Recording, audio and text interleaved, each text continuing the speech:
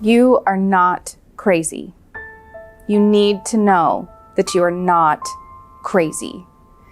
So many women have chronic health issues and feel crazy because of them. When I was 22 years old, I started to have horrible symptoms that ranged from irregular and horribly painful periods to rapid and severe weight gain, 5 to 7 migraines a week, anxiety, depression. The first doctor that I saw walked into the room, heard 2 of my symptoms and said, "Oh honey, it's just an STD," and walked out of the room and came back with a shot of an antibiotic for an STD that would later prove to not be what I had. I didn't trust her after that, and I didn't go back. The average time it takes a woman to get a diagnosis from the time that her symptoms start is 9.28 years. That is a travesty for women who are suffering and need help.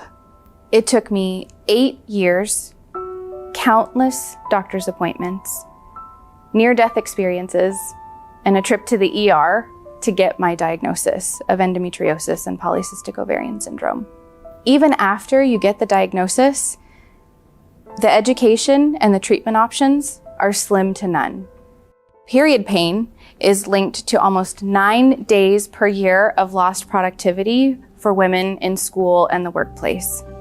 I almost lost my job because I had lost so much work due to not being able to leave my house long enough to get to my office. Try selling real estate when you're bleeding constantly. The anxiety and the stress that caused only made my symptoms worse. The options that I was given was Vicodin to manage the pain, a series of birth control, hormonal replacements, hormone blockers, anti-seizure medications, thyroid medications, all to manage the symptoms, and it wasn't working. After a while, you start to feel crazy, like maybe they're all right. Maybe it is all in my head.